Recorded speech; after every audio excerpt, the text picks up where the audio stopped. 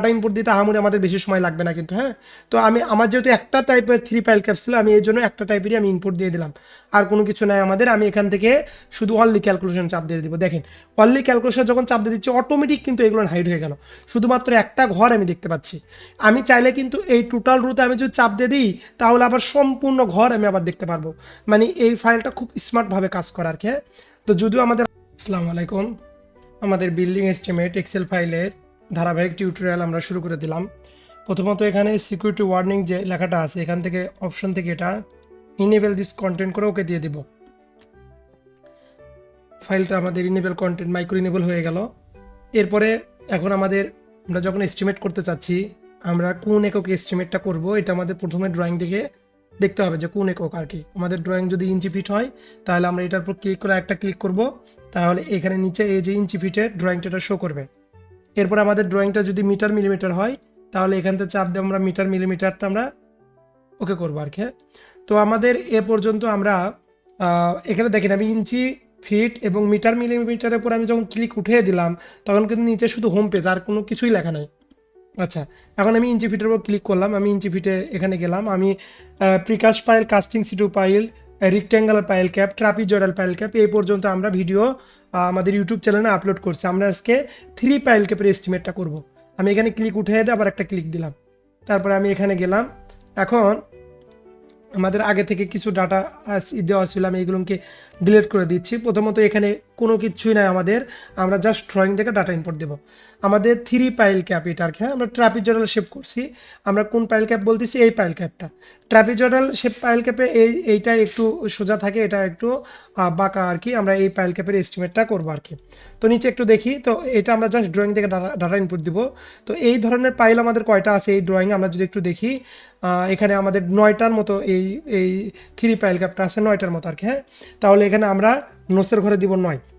এরপর আমাদের pile ক্যাপের size L1, L2, L3, L4, L5 এই জিনিসগুলো আমরা একটু সাইডে একটু যদি দেখি, প্রথম এটার নাম L1, পরে নিচে এটার নাম L2, তারপরে এটা L4, এটা L3, এটা L5।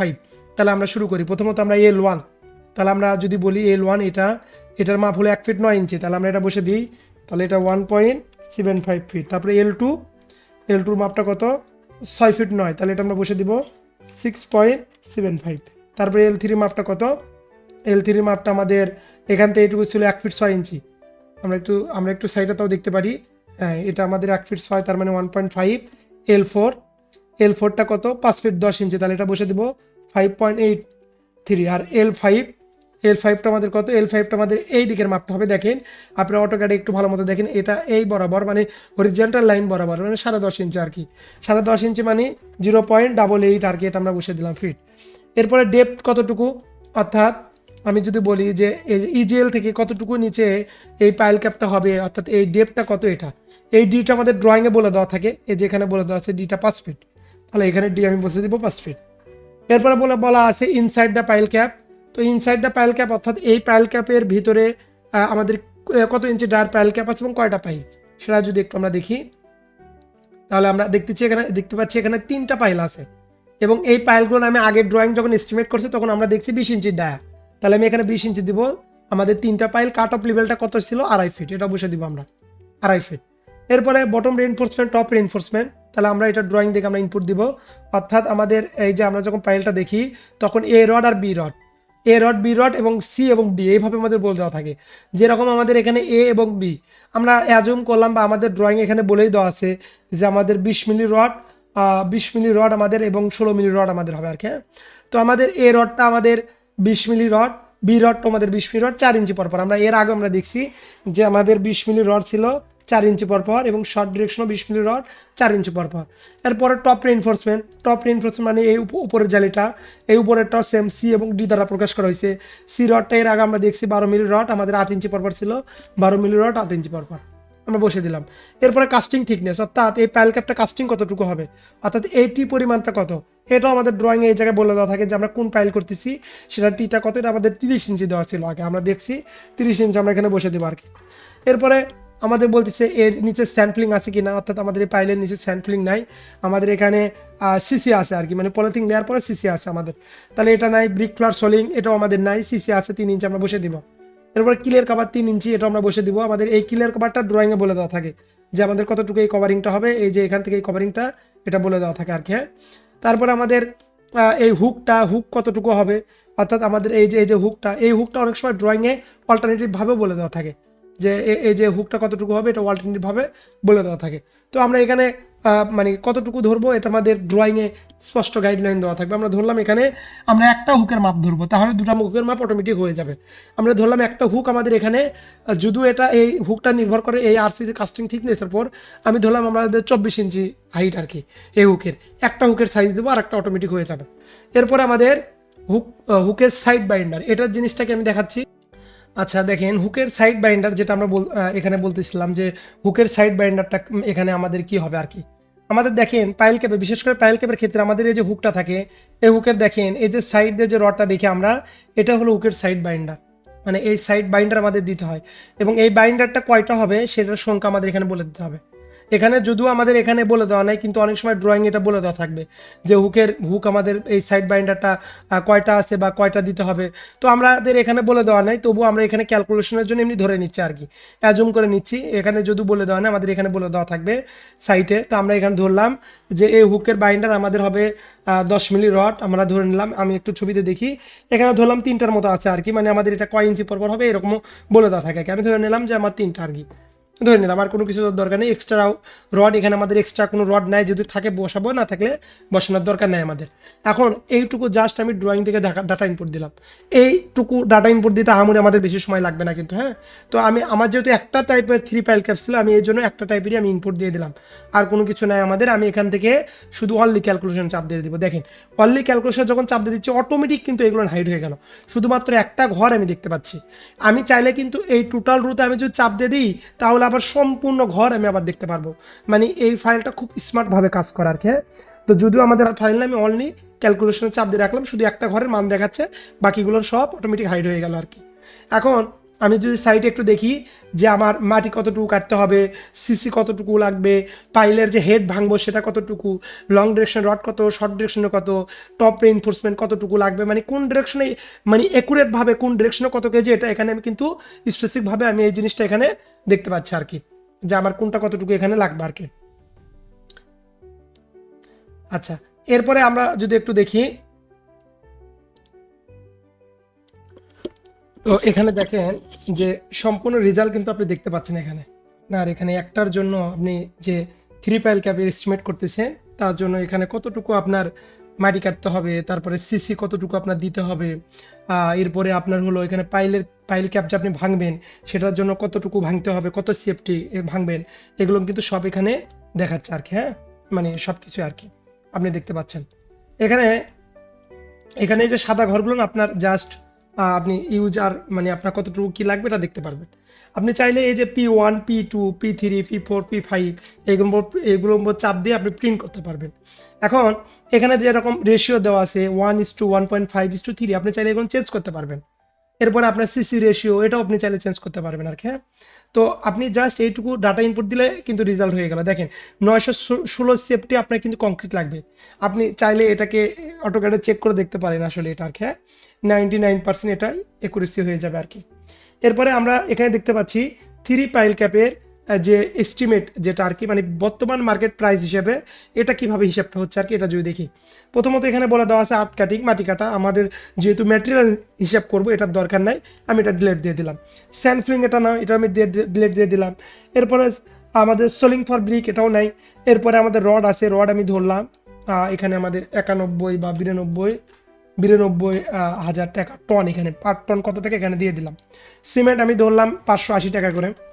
এরপরে আমাদের স্যান্ড কত করে এখানে ধরলাম 60 টাকা। স্টোন এখানে আমাদের লাগবে সাপোজ 220 টাকা আমি ধরলাম। আপনি চাইলে পুরো ম্যাটেরিয়ালসের পর আপনি এখানে ওয়েস্টেজ কিন্তু ধরতে পারেন আর কি। হ্যাঁ, পুরো ম্যাটেরিয়ালসে কিন্তু ওয়েস্টেজ এখানে ধরা যায়। আমি যদি মনে করি যে পুরো ম্যাটেরিয়ালসের পর 5% আমার ওয়েস্টেজ হতে পারে, সেটা ওয়েস্টেজ করলে ম্যাটেরিয়ালসগুলো কিন্তু ওয়েস্টেজ হিসেবে এখানে কাউন্ট হয়ে যাবে আর কি। এরপরে ফরমাক এটা নাই, আমি এটা ডিলিট করে দিলাম। তাহলে দেখেন আপনি এই 9টা পাইল ক্যাপ করতে কত টাকা লাগবে সেই অ্যামাউন্টটা কিন্তু এখানে বের হয়ে গেল। এরপরে আপনার কতটুকু রড লাগবে, আপনার লাগবে 4-5 টন, সেটা কিন্তু আপনি এখানে আলাদা আলাদা এখন দেখতে পারবেন যে 10 মিলি কতটুকু লাগবে, 12 মিলি কতটুকু লাগবে, 20 মিলি কতটুকু লাগবে। আমরা অনেক সময় এস্টিমেট করি, কিন্তু আমাদের এটা বের করতে একটু কষ্ট হয়ে যায় যে আমাদের কোন ডিরেকশনে কতটুকু রড লাগলো এবং কত ডায়ার রড লাগতেছে, আমাদের যেরকম হিসাব করতে হয়, যারা কনসালটেন্সি কাজ করে হিসাবটা কিন্তু কষ্ট হয়ে যায়। আপনি চাইলে কিন্তু সহজে এখানে হিসাবটা অনায়াসে করতে পারবেন এবং আপনি এইগুলো আপনি ওয়েস্টেজ ধরতে পারবেন আর কি, ওয়েস্টেজ হওয়ার সুযোগ আছে। এরপরে আরেকটা খুব ইন্টারেস্টিং ব্যাপার এখানে আছে আর কি, যে এই যে 5 ইঞ্চি ব্রিক ওয়াল শাটারিং, এখানে আমি যদি শুধু ফর্মক রাখি যে আমি কাঠ দিয়ে করবো শুধু, মানে আমি যে পাইল ক্যাপের শাটারিং, তাহলে দেখেন ঘরগুলো কিন্তু অটোমেটিক এখানে ফাঁকা হয়ে গেল। আপনি যদি মনে করেন যে কি রকম, আমি যদি ছবিতে দেখাই যে চতুর সাইডে যে গাঁথুনি আছে, এরকম যদি গাঁথুনি দেন, আমি আরেকটা ছবি দেখাচ্ছি, এই যে এইভাবে যদি গাঁথুনি দেন, চতুর সাইডে আপনি গাঁথুনি দিবেন, সেটার একটা কস্ট থাকে আর কি, সেই কস্টটা কীভাবে হিসেব করবেন সেটারও সুযোগ এখানে আছে। আপনি এখানে কি করবেন, ড্রপ ডাউন মেনু থেকে আপনি চেঞ্জ করে 5 ইঞ্চি ব্রিক ওয়াল দেবেন। এখন এই ব্রিকের জন্য আপনার তো এখানে সিমেন্ট দরকার, স্যান্ড দরকার, ব্রিক দরকার, এখানে কিন্তু সেইগুলো আপনি ডাটা ইনপুট দিতে পারবেন। আপনি সাপোজ আপনি ধরলেন এখানে কত 580 টাকা করে সিমেন্ট, এরপরে যে স্যান্ড লাগবে আপনি ধরেন যে কথার কথা 35 টাকা করে, ব্রিক আপনি ধরলেন 14 টাকা করে, তাহলে এখানে দেখেন টোটাল কত টাকা লাগবে। আর যদি মনে হয় না আমি এটা 5 ইঞ্চি ব্রিক ওয়াল না, আমি শাটারিং করবো, শাটারিং এখানে করলে অটোমেটিক সব জিরো হয়ে যাবে আর কি। মানে এইখানে ঘরগুলো আমার সম্পূর্ণ জিরো করে দিতে হবে, সম্পূর্ণ ঘর এখানে আমি ডিলিট করে দিলাম বা এখানে জিরো করে দিয়ে রাখবো। তো এইটা হলো আমাদের বর্তমান মার্কেট প্রাইস হিসেবে, এটা কিন্তু আপনি এখানে নিতে পারছেন। এরপরে নিচে একটা আছে কংক্রিট রিভার সামারি, যা আপনার এই পাইল ক্যাপটা যেখানে হচ্ছে সেখানে একটা প্লট এরিয়া থাকে, সেই প্লট এরিয়াতে আপনি এখানে বিল্ডিংয়ের সাইজ এবং কততলা স্টোরি হবে সেটা বসে দিলে আপনি এখানে যে দেখতে পারবেন যে আপনার টোটাল এই পাইলের উপরে ভিত্তি করে আপনার পার স্কোয়ার ফিটে কত সেফটি কংক্রিট লাগলো, পার স্কোয়ার ফিটে কত কেজি করে রড লাগলো, এটাও কিন্তু দেখার সুযোগ আছে আর কি। এরপরে এই সাইডে যদি একটু দেখি আমরা যে 3 pile cap estimate actual cost PWD rate অনুসারে 2022 তাদের রেট অনুসারে আমরা যদি ধরি তাহলে 9,66,000 টাকা লাগবে। মানে এই যে রেটগুলো দেওয়া আছে এগুলো কিন্তু পিডাব্লিউডি থেকে নেওয়া, আপনি চাইলে এগুলোকে এডিট করতে পারবেন, নিজে চেঞ্জ করে দিতে পারবেন, তাহলে আপনি এই জিনিসটাও পেয়ে গেলেন। এরপরে আপনি যে 3 পাইল ক্যাপের এস্টিমেটটা করবেন, এটা করতে গেলে আপনার কি পরিমাণ লেবার জনবল লাগবে সেই জিনিসটা এখানে দেখতে পারবেন, যে আপনি এই যে পাইল ক্যাপটা যে ভাঙবেন তার জন্য আপনার লেবার কয়টা লাগবে সেটা দেখতে পারবেন। তারপরে এখানে আর্থ ওয়ার্ক মাটি কাটার জন্য কতগুলো লেবার লাগবে এটা দেখতে পারবেন। তারপর সোলিং আপনি করবেন, সোলিং এখানে নাই। তারপর রড যে ফেব্রিকেশন করবেন তার জন্য লেবার কয়টা লাগবে এটা দেখতে পারবেন। এরপরে যে অ্যাজুম ডেট ওয়ার্ক, এই জিনিসটা আসলে যারা প্রজেক্ট প্ল্যানিং সাথে জড়িত তাদের জন্য এই জিনিসটা খুব কাজে লাগে, যে এখানে একটা সামারি বের হয়, সেখান থেকে আমরা একটা রিসোর্স বের করি আমরা, সেটা এখানে করার সুযোগ আছে আর কি। তো আপনি এই ফাইলের সাহায্যে খুবই দ্রুত এস্টিমেট করতে পারবেন। দেখেন আমি যখন এই 3 পাইল ক্যাপের এস্টিমেটটা করলাম, জাস্ট এই ড্রয়িংটা দেখে শুধু আমি ডাটা ইনপুট দিয়ে দিছি। তো এই ড্রয়িং থেকে শুধু ডাটা ইনপুট দিতে আমার সর্বোচ্চ 1 থেকে 2 মিনিট সময় লাগবে, এতে কিন্তু আমার পুরো ডাটা সব এস্টিমেট হয়ে গেল। আমি যদি ম্যানুয়ালি করতে যাই অনেক সময় লেগে যাবে আর কি। তো আপনারা এটার দ্বারাই খুবই দ্রুত এস্টিমেট করতে পারবেন। তো আমাদের যে ধারাবাহিক টিউটোরিয়াল ছিল 3 পাইল ক্যাপের, এরপর আমরা পলিগন, ম্যাট ফাউন্ডেশন একের পর এক আমরা ধারাবাহিকভাবে টিউটোরিয়ালগুলো আমরা তৈরি করবো আর কি। যাদের এই ফাইলটা দরকার প্রয়োজন তারা আমার সাথে ইনবক্সে যোগাযোগ করতে পারেন। অবশ্যই এটা একটা পেইড ফাইল, এখানে সম্পূর্ণ আপনি বিল্ডিং এস্টিমেট করতে পারবেন। আমি এটাকে এখন একটু সেভ দিব, আমি এই পর্যন্ত এস্টিমেট করার পরে আমি এটাকে সেভ দিয়ে দিচ্ছি, কারণ আমার এইটুকু কাজ শেষ, আমি এটাকে সেভ দিয়ে রাখবো।